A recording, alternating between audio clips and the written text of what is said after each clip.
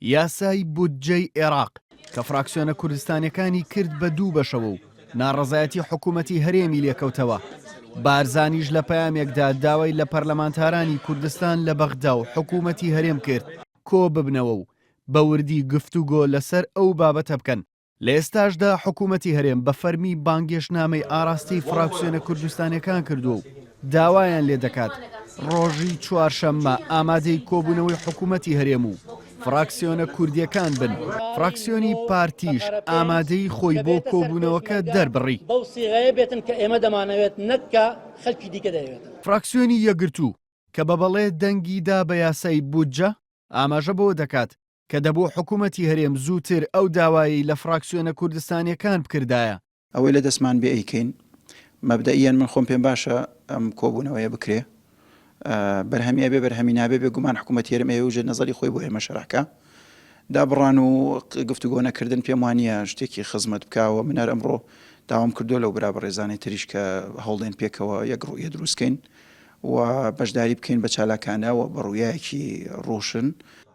سەبارەت بە بەشداری فراکسیۆنی یەکێتیش لە کۆبوونەوەکە هەرچەندە پەرلەمانتارێکی یەکێتی دەڵێت ئەو داوایی حکوومەتی هەرێم بەکارێکی باش دەزان و بەشداری کۆبوونەوەکە دەکەن، بەڵام سەرۆکی فراکسیۆنی یەکێتی ڕایگەیاند تاوتوێی بانگێشنامەکە دەکەن و دواتر بڕیار دەدەن. فراکسیۆنە کوردستانیەکان لەگەڵ حکوومەت کۆببنەوە کارێکی زۆر باشەوە ئەو کۆبوونەوەیە بۆی بێکەوە بابەتەکە هەڵسەنجێنین.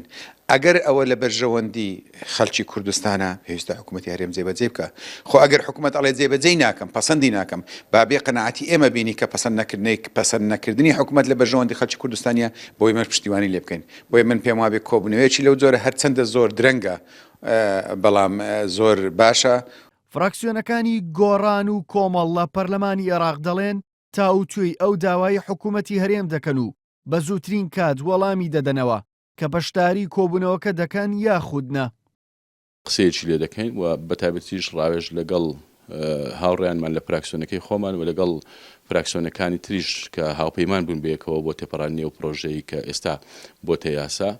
بەڵام پێمان وایە ئەوەی لەسەر حکوومەتی هەرێم پێویستە ئەوەیە کە بچێت وەفد بنێرێتە بەغدا بۆ ئەوەی کۆبنەوە لەگەڵ حکوومەتی عێراق بکە لەسەر وردەکاریەکان ڕێک بکەوێ و پاپەن بێ بە جێبەجێکردنی ئەم یاسایە.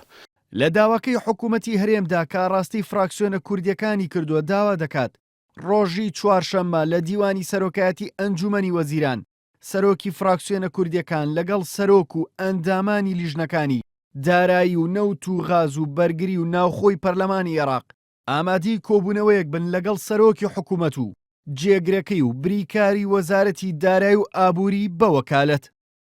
بژاردە بە غێنارتی سلێمانی.